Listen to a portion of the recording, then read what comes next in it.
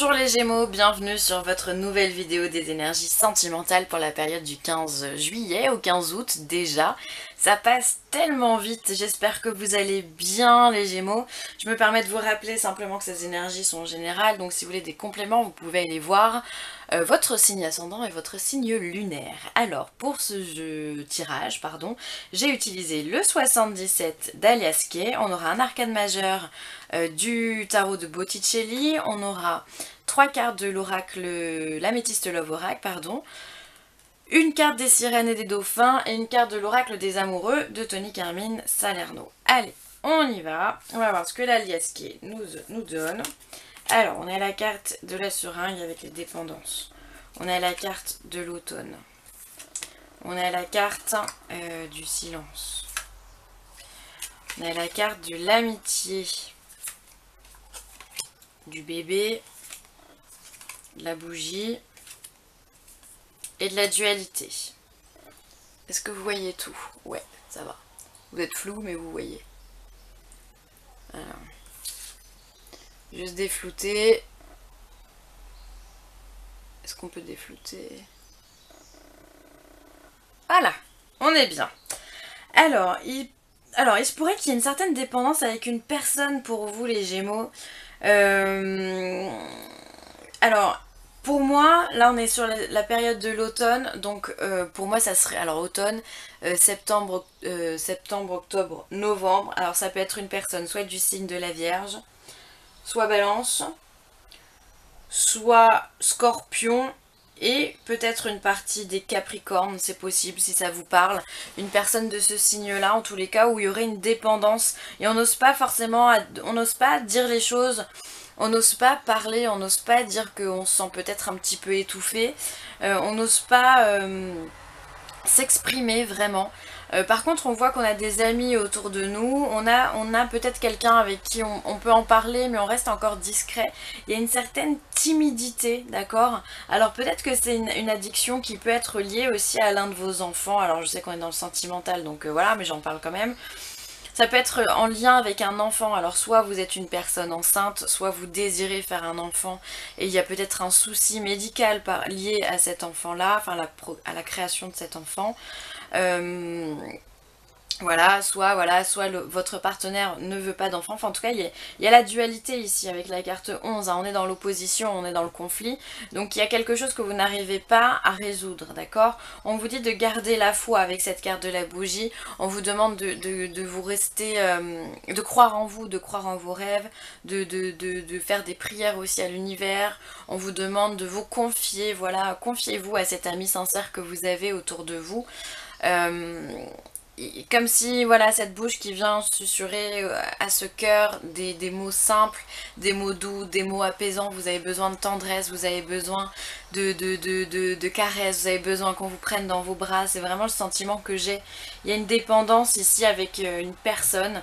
Alors peut-être qu'aussi cette dépendance, on vient vous dire qu'elle sera peut-être résolue à la période d'automne. C'est possible aussi. C'est pas si loin que ça l'automne. Peut-être qu'on vous demande de lâcher prise également sur cette dépendance pour pouvoir justement ouvrir votre cœur et pour pouvoir avoir quelque chose de sain, de pouvoir féconder une relation saine tout en bienveillance, d'accord? Mais j'ai quand même l'impression qu'il y a la notion de conflit. Ça serait pas étonnant qu'il y ait une dépendance avec une tierce personne, d'accord? Donc bon bah voilà, faites attention à vous. Peut-être que c'est quelqu'un, voilà, qui... La dépendance affective, hein, on en voit beaucoup, hein. Il peut y avoir de la manipulation, il peut y avoir une passion trop forte, énormément de jalousie, donc voilà, essayez de vous préserver. Soit vous êtes cette personne-là, et donc dans ce cas on vous demande de lâcher prise et faire attention à vous, et essayer de trouver quelque chose pour vous recentrer, soit... vous êtes lié à une personne qui a des dépendances auprès de vous et vous vous sentez un petit peu étouffé, j'ai l'impression, d'accord? Ça vous empêche finalement de faire grandir cet embryon à l'intérieur de vous. L'embryon, ça peut être simplement une idée, ça peut être une envie, ça peut être voilà, des projets, d'accord? Il y a comme si avec cette dualité, et la carte du lâcher prise, comme si quelque chose, on vous bloquait dans certaines énergies. de créativité. Donc voilà, faites attention à vous, sentimentalement parlant. Il se peut qu'il y ait une personne voilà, à laquelle il faut un petit peu épurer les énergies. Hop. Alors, on va regarder l'arcane du tarot. Et on a la lune. La lune, effectivement, elle peut être en lien avec les dépendances aussi. D'accord. On a la spiritualité. On a aussi tout ce qui est en lien avec la nuit. D'accord. Donc la nuit, les dépendances, le soi profond, qui est souvent représenté avec ce petit homard, disons, qui est dans l'eau. Hop, on le voit mieux sur le tarot de Marseille. Et là, il est tout petit, il est ici. Voilà, donc on a toutes ces... ça peut être voilà, dépendance aussi, pourquoi pas au sexe, hein, d'accord. Peut-être que vous êtes un peu trop attaché à ça et on vous demande de vous détacher. En tous les cas, faites appel à votre intuition, remettez-en vous aussi à la lune. On a les balances aussi qui ont eu pas mal de lunes, il me semble, dans leur tirage. Donc voilà, c'est peut-être les signes d'air qui doivent être un peu plus spirituels.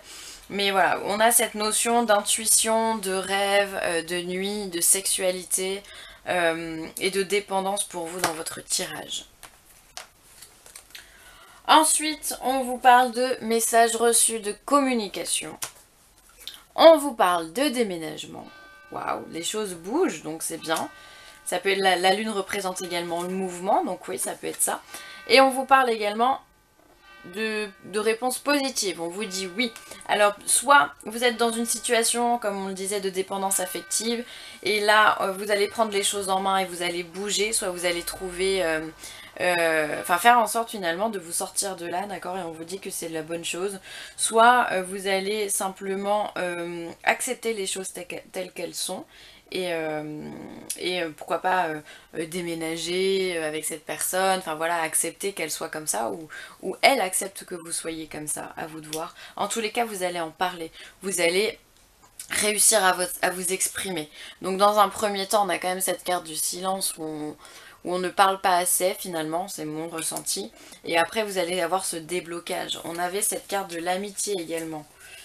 Elle est là. Cette carte de l'amitié, donc peut-être que effectivement en parlant à quelqu'un avec qui vous êtes très proche, en communiquant, vous allez réussir à trouver des réponses à vos questions, d'accord. Et on vous dit que ce sera la bonne réponse, vous aurez la solution, donc ça c'est top, d'accord. Ne vous faites pas trop de soucis, de toute façon les choses elles bougent. Il y a la carte du déménagement, mais c'est vraiment le fait de bouger dans une autre énergie qu'on vient vous dire ici, hein. Et on vous demande de rester optimiste. Vos rêves sont en train de se réaliser. N'abandonnez pas juste avant que le miracle ne s'accomplisse. Voilà. Donc, comme on vient de vous le dire ici, les choses, elles bougent, d'accord? Donc, si vous avez un rêve, si vous avez un but, ne vous laissez pas, bloquer par quelqu'un d'autre, d'accord? Je vous disais tout à l'heure, avec la carte de la fécondité, c'est comme s'il y avait un conflit qui vous empêchait de grandir et mener à bien vos projets, d'accord? Donc là, on vous dit... Si vous avez un projet, ne vous laissez pas happer par cette énergie négative, cette énergie du conflit, cette addiction, d'accord? Continuez à rester optimiste, continuez à y croire, à rêver.